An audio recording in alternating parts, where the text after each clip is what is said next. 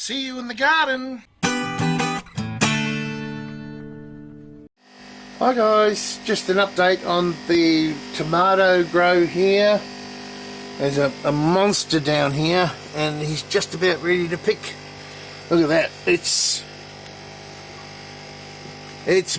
big, beautiful. I can feel it, it's nearly ready to pick. I think I'll pick that in the next couple of days. There's another one there and they're starting to ripen and I'm very pleased. Some over here as well. Wonderful. Now I did have a bit of a problem here with the snow peas, which I've pulled out now, and they caused some problems with mold, and I did have to spray once with a homemade spray, may I say. I'm still going to have that problem. And it's starting to show, as you see, bit by bit up the top here.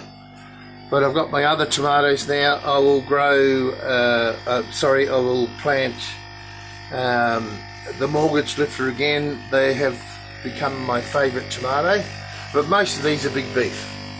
And there are some of the yellow ones here that they're almost monstrous cherries. There's one starting to ripen there, and they're almost like a monstrous cherry.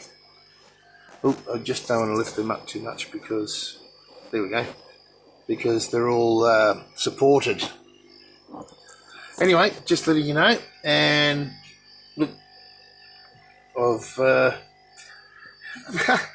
put these cucumbers in the back here, and I'll just let some go. Oh jeez, if I can get me camera in there.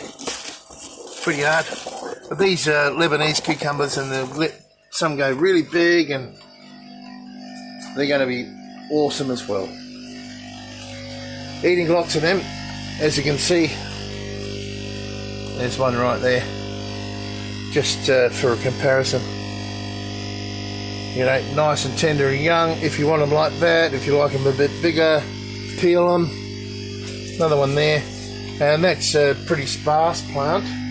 It seems like the ones that in the sun the most don't produce as much, and the ones that are in more shade produce more. So it's just something to think about there. Alright, there you go, that's the tomato one, the tomato update. Cheers guys, bye.